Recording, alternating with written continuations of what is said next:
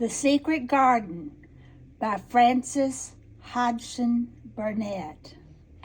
For this video, I'm using the book that was illustrated by Inga Moore, which in my opinion is just a gorgeous, gorgeous book that is befitting of this wonderful title. I'll say this, in almost every instance, I have chosen books that you can read free online at the Gutenberg Project, gutenberg.org.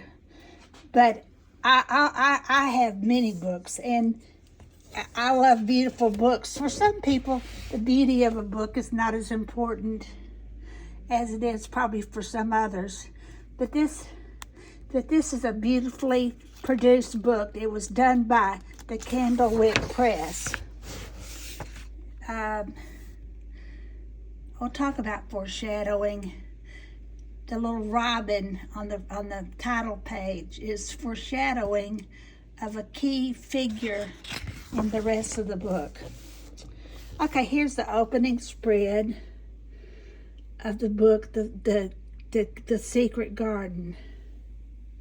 Look at this beautiful, beautiful illustration. Many, many, many. I've chose this book and this particular edition of this book for several reasons. In my opinion, it's a good study for kid-lit writers, for any writer really, but especially for kid-lit writers. It's a classic. And books are classic, not because they're old. There are a lot of old books that are just dreadful, and there are a lot of new books that are just dreadful. But it's classic because it has a quality that has withstood the tradition of time.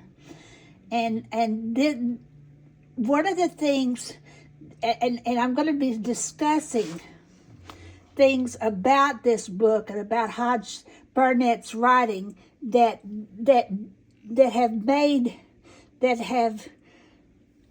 are good things for writers to study.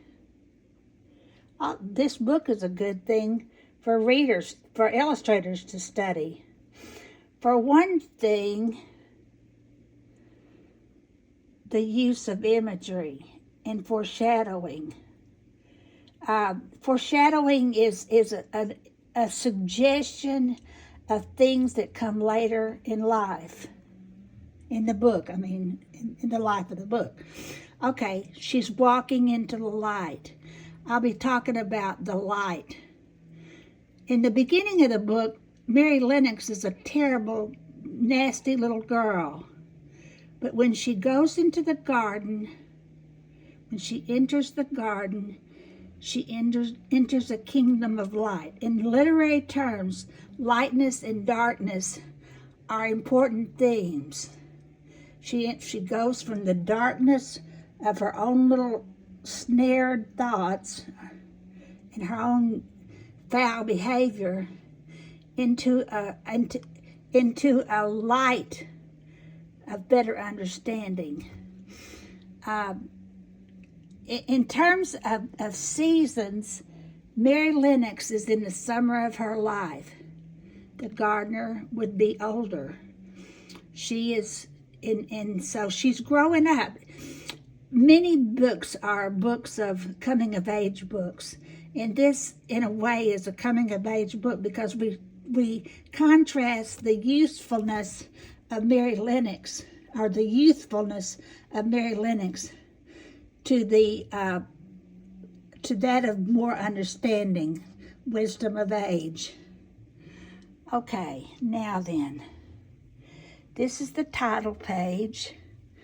Notice how, okay, let's see. That's the title page, which is surrounded by little snippets from the garden. This little bulb that is blooming, a daffodil, primrose, the little animals, little baby ducks. Again, now that would be a symbol of spring, the new beginning, the first beginning in life. That is before the summer, which is the later.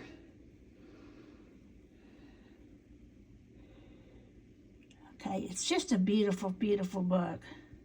Again, we have our robin. Okay, that's the title page.